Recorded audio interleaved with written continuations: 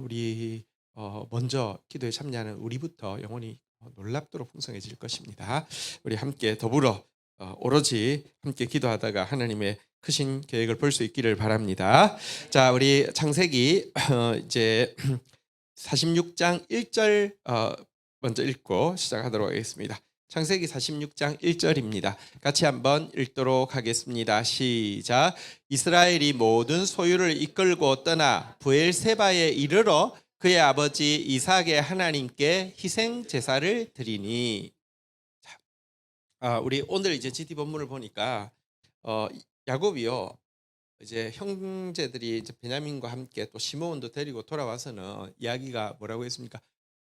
요셉이 살아 있습니다. 그리고 애굽의 총리가 되었습니다. 그랬는데 그 이제 옛날 성경에 보니까 그 말을 듣고 맥이 풀렸다 그랬는데요. 사실 너무 큰 이야기를 들으면 의욕이 생기는 게 아니라 이거 이렇게 안 믿어지잖아요, 그죠? 그런 상황에서 이제 그 보내온 바로의 수레를 보고는 진짜구나 하고는 진짜구나 하고는요. 우리 그 창세기 45장 28절에 보면요, 이렇게 결단을 내리고 있습니다. 같이 한번 읽어볼까요? 시작.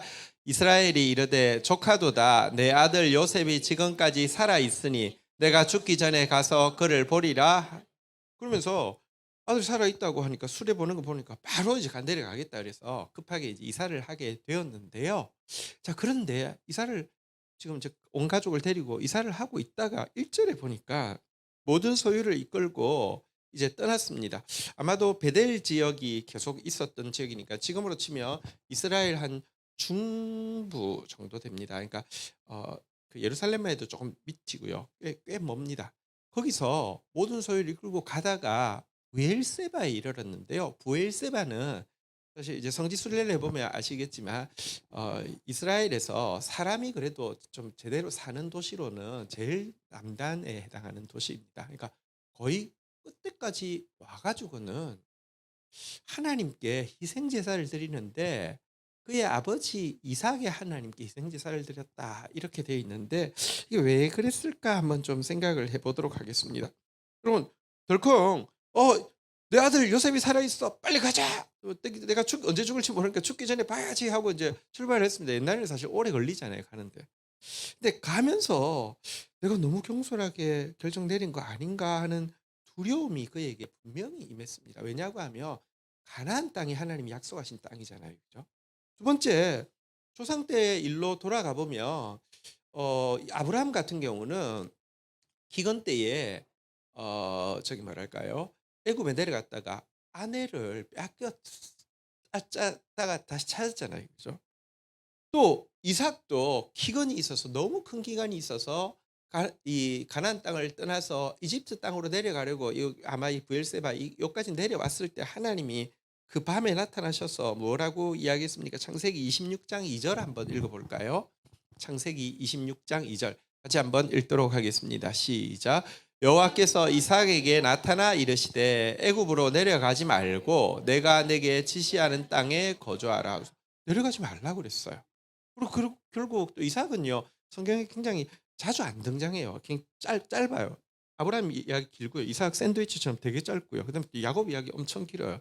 근데 짧다고 비중이 없는 게 아니라 이삭은 진짜 약간 스펀지 같은 분이세요. 그러니까 하면 시키면 그냥 이해하고 그냥 그걸로 끝이에요. 뭐 별로 뭐 갈등이 없어요. 그래서 짧아요. 근데 그랬더니 그 해에 하나님이 100배를 거두게 하셨어요.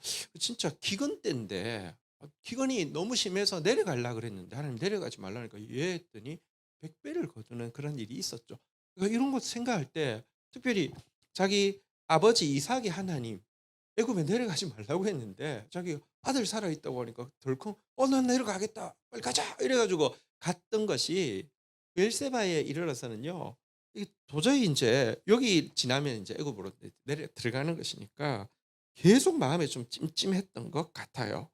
그래 가지고 이제 뒤늦게나마 하나님의 뜻을 알고 싶어서 그곳에서 예배를 드렸다 이렇게 생각할 수 있습니다. 자, 그런데 다시 1절 오늘 본문 1절 띄운 상태에서요.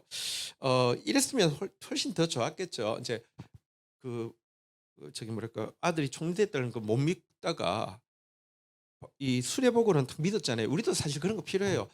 하나님의 크신 역사 잘 다 못 믿어요. 하지만 뭐랄까 눈에 보이는 뭐 표적이 있어야 돼요. 그죠? 손바닥만한 구름이라도 보여야 돼요. 그런 건 맞는데 딱 그게 보였을 때 '내려가자.' 이게 아니라 하나님 앞에 먼저 감사하고 또 하나님 이 지금 이 놀라운 소식을 들었는데 "어떻게 하는 것이 하나님 뜻입니까?" 묻고 했으면 얼마나 내려가는 내내 뭐랄까요? 얼마나 당당하고 기뻤겠어요. 그죠? 근데 이 브엘세바 다시 말해 끝에까지 오려고 하면 상당히 걸렸을 거예요. 그 걸릴 때까지 계속 마음으로 찜찜하게. 근데 자녀들 앞에서 한 말은 있고 또 요셉은 보고 싶고 그래서 뭐 계속 찜찜한 마음으로 가다가 도저히 안 돼서 브엘세바에서 아마 희생 제사를 드린 것 같은데요. 여러분 하나님 앞에 어쨌든 먼저 나가는 거, 즉각 나가는 거 이게 진짜 되게 큰 축복인데 미루고 미뤄서 나가는 게 우리의 또 대단히 그 습관화된 모습인 것 같아요. 야곱도 그랬네요. 자, 그러자 자, 이 절 한번 보도록 하겠습니다. 2절 한번 같이 읽도록 하겠습니다. 시작. 그 밤에 하나님이 이상 중에 이스라엘에게 나타나 이르시되 야곱아 야곱아 하시는지라 야곱이 이르되 내가 여기 있나이다 하매. 자, 그 밤에 하나님이 나타나셨습니다. 기독교는요, 무슨 교리를 믿는 종교가 아니라 살아계신 하나님을 믿는 종교이고요.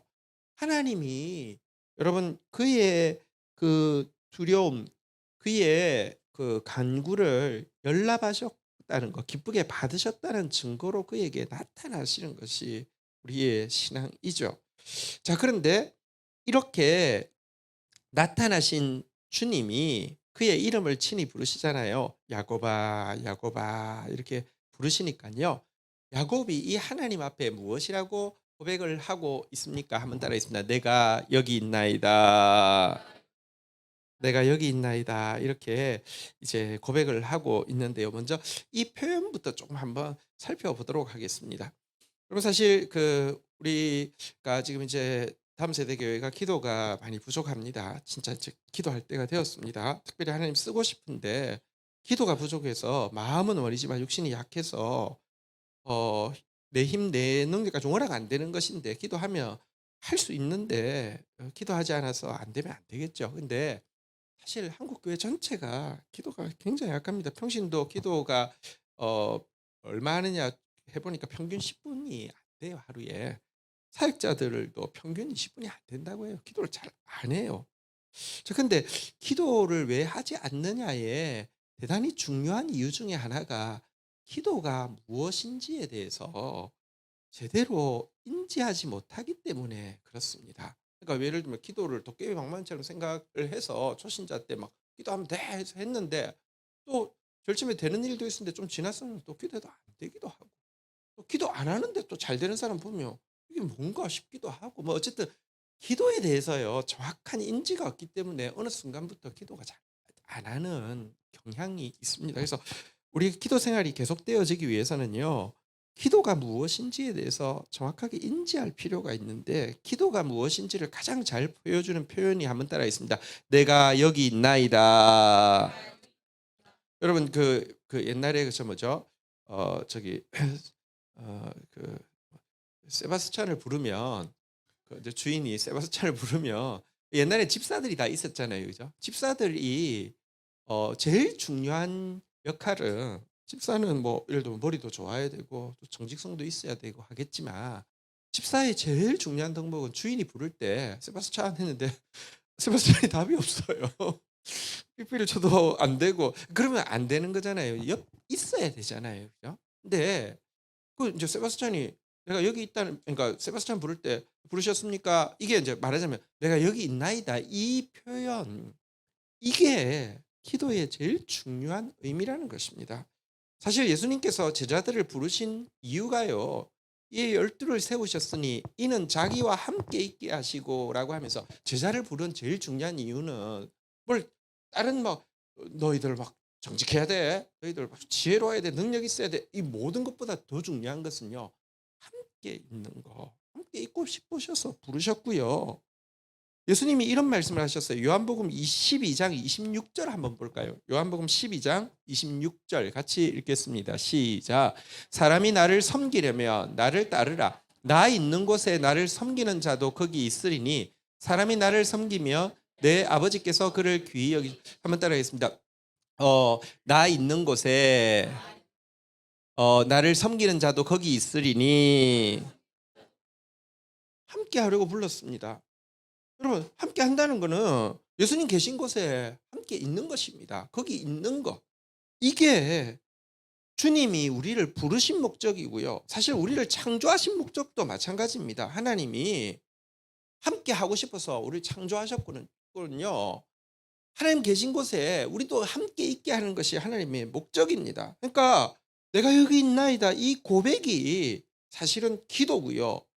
그런 점에서 사실 기도는 위대한 일을 성취하기 위해 필요한 수단이 아니라 기도 그 자체가 위대한 일이라 그랬는데 다시 이야기합니다. 왜 기도하다가 안 하느냐? 수단인 줄 알았어요. 도깨비방망이인 줄 알았고 초창기에는 또 기도 응답이 잘 되는 편이에요. 애기들 떼쓰면 부모님 웬만하면 다 져주잖아요. 근데 어른 돼서도 떼쓴 청수 뭐 이렇게 한 20살 됐는데 30살 돼서 떼쓰면요. 그거 받아주면 안 되잖아요. 그죠? 근데 계속 도구인 줄 알아요. 아니요. 기도는 위대한 일을 성취하기 위한 도구가 아니라 기도 자체가 위대한 일입니다. 왜냐고 하면 하나님이 함께하고 싶어서 부른 사람, 당신 계신 곳에 언제나 함께하는 일. 여러분 한번 보세요. 정말 별것 아닌 세상 통치자도 누구를 항상 부르고 싶고 항상 같이 있고 싶으면 그 자체가 위대한 사람이잖아요. 그죠? 근데 하나님이 함께하고 싶고 하나님이 나 있는 곳에 너도 있어라고 이야기하는 거. 그래서 하나님이 부를 때마다 내가 여기 있나이다라고 고백할 수 있는 거. 이 자체가 위대한 것이라는 것입니다. 여러분 그런데 사실요. 우리가 이 내가 여기 있나이다가 잘 안 되죠. 사실 오늘 야곱도요. 끝까지 저기 브엘세바까지 내려가서는 결국은 희생 제사를 드렸잖아요. 그죠? 잘 안 되잖아요. 그죠? 근데 그건 또 왜 그럴까? 내가 여기 있나이다가 왜 잘 안 될까요? 사실 그거 자체가 사실 우리의 죄성이라고 할 수 있습니다. 여러분 아담과 하와를 하나님께서 창조하셨을 때 주께서 동산에 찾아오셨다라고 되어 있는데 항상 찾아오셨겠죠. "아담아." 뭐 뭐라고 했겠어요? "저 여기 있어요." 뭐 이랬을 텐데 범죄하고 나서 하나님이 "아담아." 하고 찾아오셨잖아요. 그죠? 그때 여러분 그가 숨어 있는 데까지 찾아오시니까 "내가 벗었으므로 숨었나이다." 이렇게 이야기하잖아요. 그죠? "내가 여기 있나이다가 잘 안 돼요." 범죄하고 나면요. 하나님으로부터 피하고 싶고 숨고 싶지 하나님 앞에 있고 싶지를 않은 거예요. 어 여러분 근데 우리 또 이렇게 생각할 수 있지 않습니까? 하나님은 무슨 뭐랄까 왕놀이 하는 것도 아니고 우리 바쁜데 하나님이 "지어나." 부를 때마다 "아 제가 여기 있습니다." 이러기를 왜 원하실까요? 왕놀이 하고 싶어서 그럴까요? 사실 그게 아니에요. 하나님 우리 사랑하셔서 그러시지만 하나님께서 성경에 보면요. 이렇게 이야기하고 있습니다. 이사야서 58장 9절에 보면 이런 말씀이 있습니다. 한번 볼까요? 58장 9절 같이 한번 읽도록 하겠습니다. 시작.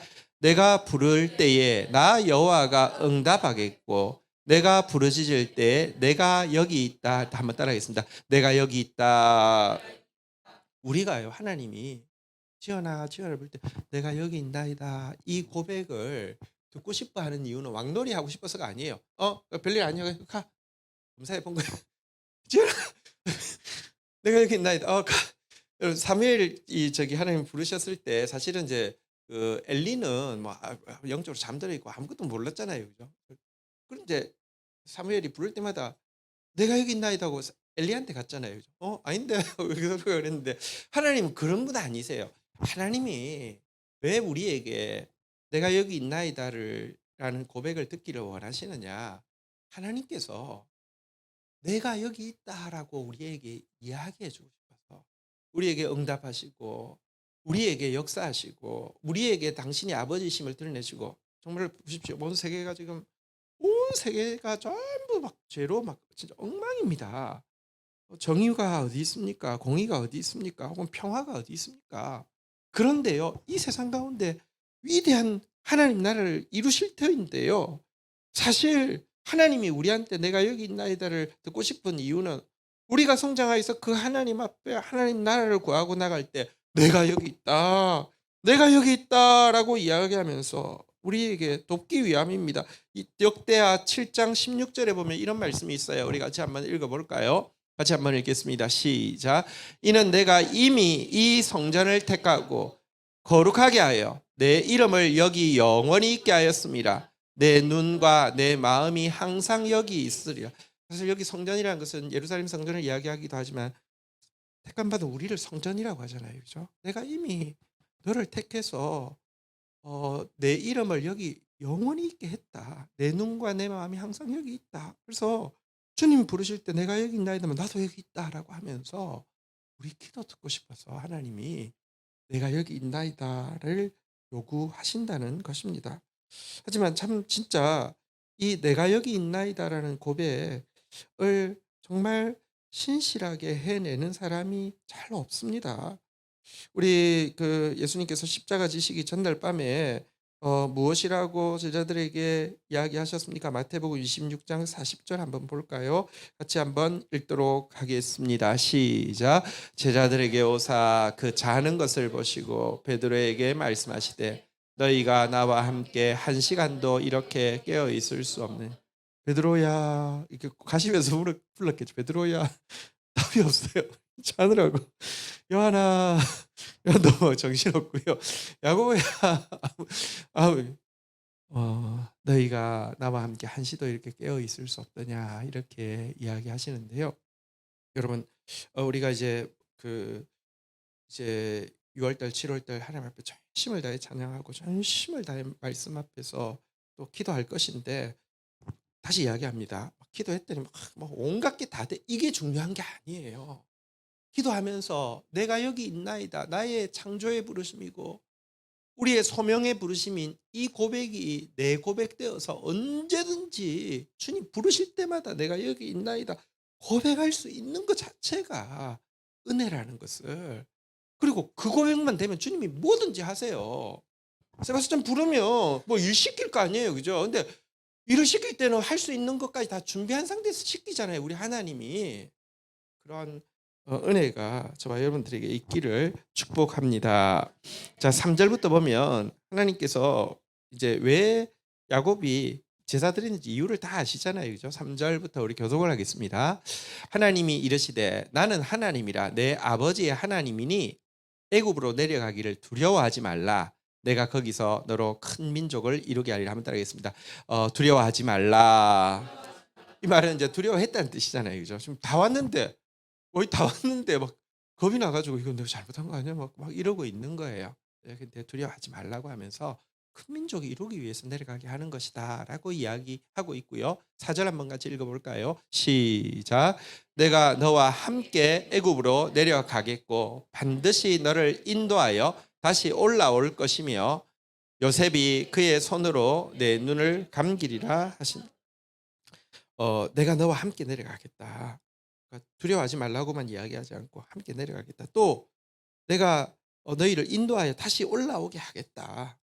그리고 너는 이제 너 연단, 너 사명 다 감당했다. 그곳에서 인정할 것이지만 요셉이 너희의 눈을 감길 것이다. 그러니까 평안하게 임종을 맞이할 것이다. 이렇게 이제 하면서 그에게 이제 응답하시고 있는 장면을 우리가 좀 보게 됩니다. 자, 여러분 그런데요. 여기서 우리가 좀 한 가지 생각해 볼 필요가 있는데요. 5 절도 한번 보도록 하겠습니다. 5절 6 절까지 먼저 읽고 생각하겠습니다. 야곱이 브엘세바를 떠날 새 이스라엘의 아들들이 바로가 그를 태우려고 보낸 수레에 자기의 아버지 야곱과 자기의 처자들을 태우고 6절 읽겠습니다. 시작.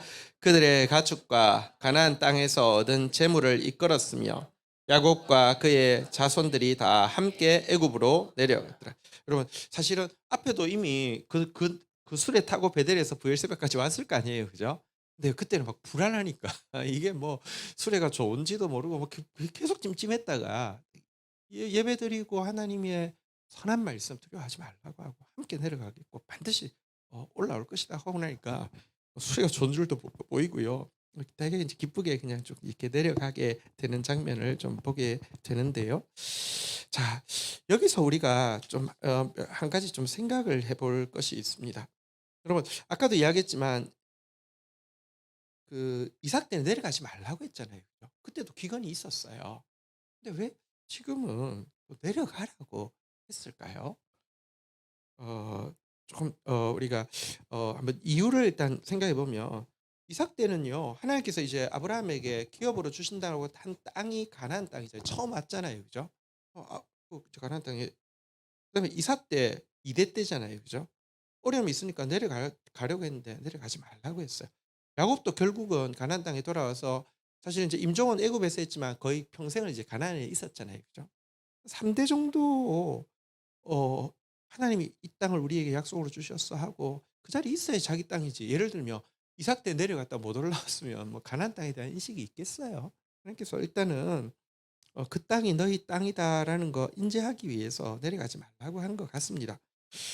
하지만 또 여러분, 지금 야곱 이제 인생 끝에, 야곱 인생 끝, 다시 말하면 야곱의 아들들의 시대가 시작될 때에는 왜 가나안 땅에 내려가라고 했을까요? 우리 앞에서 보았지만 유다 한번 보십시오. 유다가 장자가 되는데 유다의 아들들 한번 보십시오.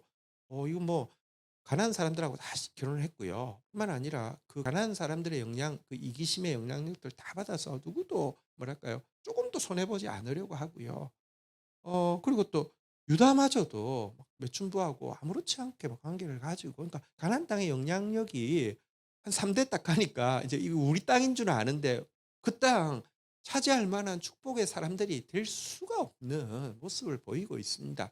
그래서 하나님이 애굽 땅으로 옮겨 가지고 고센 땅에 딱 넣어 가지고요. 그들의 성결을 보호해 주실 뿐만 아니라 그들에게 큰 민족을 이루겠다고 아브라함 때 약속하셨는데 그게 이루어져야지 가나안 땅을 다 차지할 것 아닙니까? 그러니까 큰 민족을 이루시기 위해서, 또 사실은 이 큰 민족이라는 게 숫자만 많아서 되는 건 아니잖아요. 그죠? 하나님께서 진짜 편하게 쓰실 수 있는 깨끗한 민족으로 연단하기 위해서 지금 이제 내려 보내시고 있는 것인데요.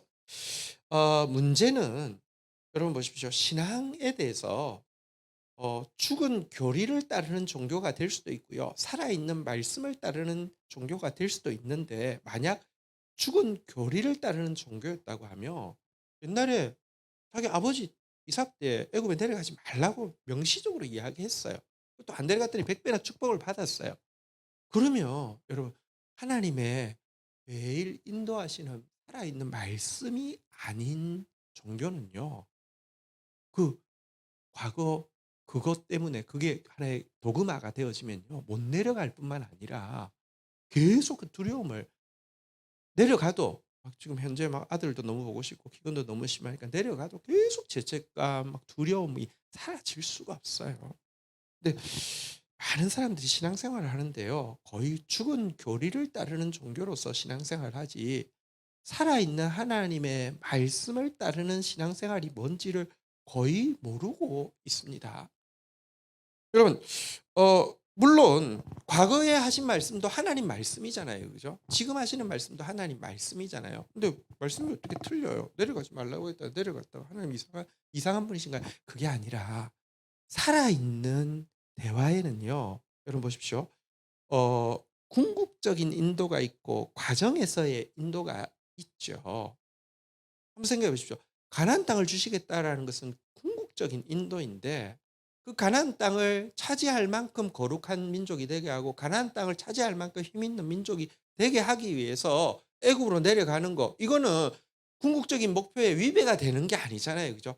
그러니까 여러분, 강을 건너가려고 하면 디딤돌을 이렇게 건너가야 되잖아요. 그죠? 이런 인도가 있다는 거예요. 예를 들어 한번 보세요.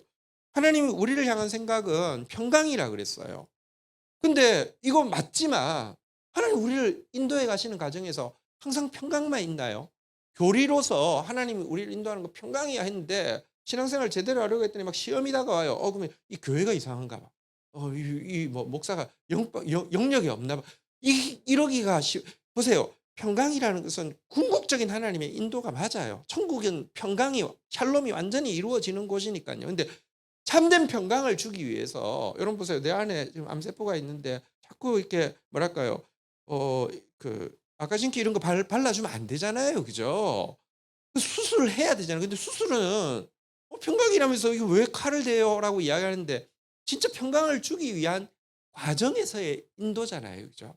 그러니까 말씀을 들으면 살아있는 하나님의 말씀을 들으면 교리가 아니라 말씀을 들으면 여러분 과정에서의 인도도 다 이해되지 않아도 주님이 과정에서 주님이 하신 말씀이 분명하면 두려워하지 말라고 하면 두려워하지 않으면 돼요. 내가 함께 가겠다고 하면 의지하면 돼요. 큰 민족 되게 하시겠다고 하면 신뢰하면 돼요. 이렇게 따라가면 궁극적인 소원의 한국까지 인도하시는데 이게 없으면 그냥 교리로서 근데 굉장히 많은 사람들이 하나님 살아있는 말씀을 거의 경험하지 못하고요. 그러니까 결국은 가지고 있는 어떤 교리적인 지식 이거 외에는 없고요. 그걸 악용하는 목회자가 교리적인 지식 나머지 외에 나머지 것들은 전부 자기 마음대로 좌지우지하면서 이끌고 있는데도 전혀 분별이 안 되니까 그냥 맹신하고 가는 경우가 너무 많거든요. 어쨌든 여러분 신앙생활은 죽은 교리를 따르는 것이 아니라 살아있는 말씀을 따르는 것이라는 것을 우리가 좀 알 필요가 있습니다. 여러분 사실 이렇게 해서 이제 내려가게 된 인원이 거기 이제 오늘 본문에 보면 나오는데요. 시간 관계상 이제 다 보지 않고 한 절만 좀 보면은 여기 몇 명이 가나안 땅에 내려갔다라고 이야기를 하고 있습니까? 25절 한번 볼까요? 같이 한번 읽도록 하겠습니다. 70명인데 왜 7명이 예, 70 왜 27 예, 25 예. 27절? 27절 한번 띄워 주실래요? 내가 잘못했나 봐요. 예. 예, 같이 한번 읽도록 하겠습니다. 시작. 애굽에서 요셉이 낳은 아들은 두 명이니 야곱의 집 사람으로 애굽에 이른 자가 모두 70명이었더라. 그래서 이제 우리가 오늘 이제 밑에 본문은 70명 명단이 나오는 겁니다. 그 70명이라고 쓴 이유에 대해서도 나와요. 여러분 몇 명이 총 내려갔을까요? 정확하게는 75명입니다. 사도행전에 75명이라고 딱 명기가 되어 있고요. 근데 성경 여기도 보면 이렇게 표현이 딱 그게 틀리지 않았다는 것을 좀 이야기하고 있습니다. 보면 쭉 이제 내용상에 보면 야곱 포함해서 레아가 낳은 자손이 33명인데요.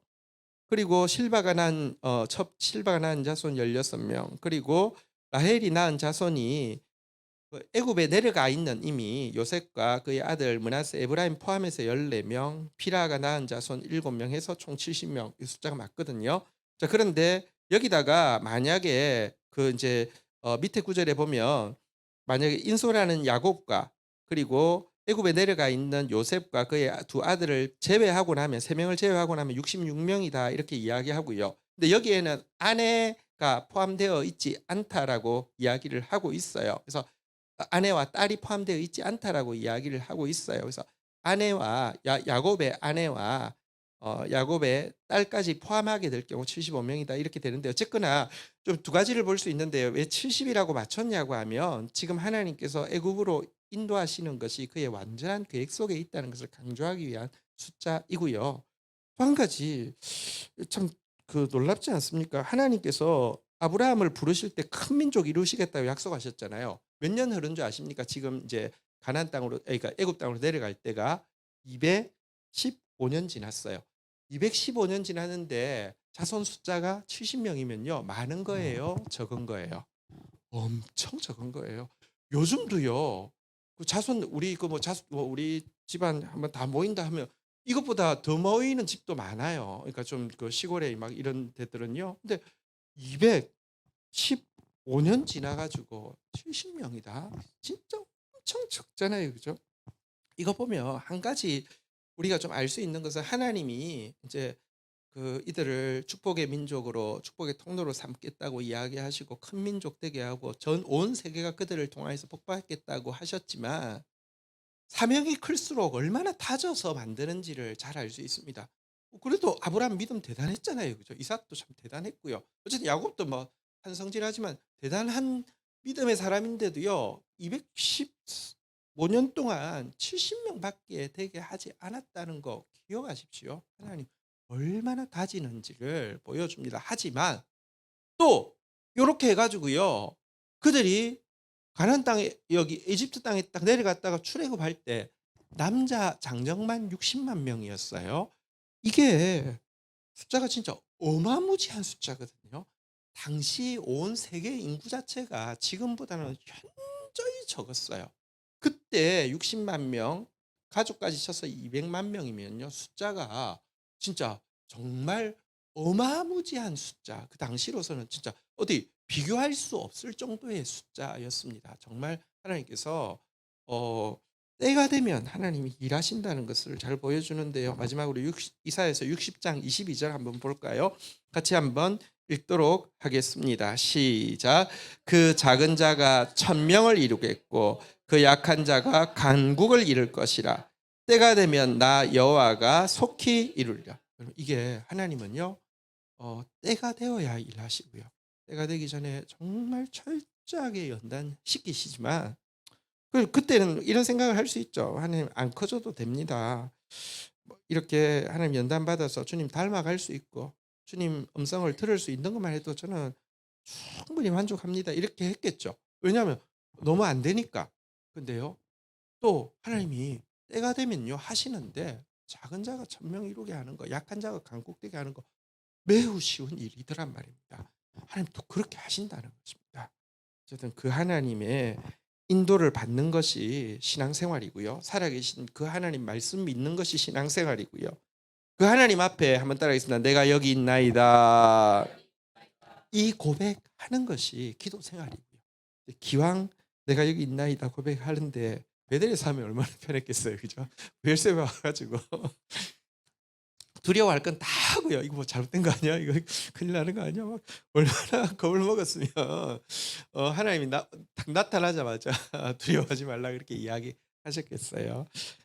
우리 지금 하나님께서 우리를 통해서 하실 일이 있어서 우리를 부르고 계십니다. 우리 주님 앞에 우리 온 마음 다하여서 기도하고 찬양하며 또 이렇게 내가 여기 있나이다 고백하며 나갈 수 있는 저희들이 되기를 축복합니다.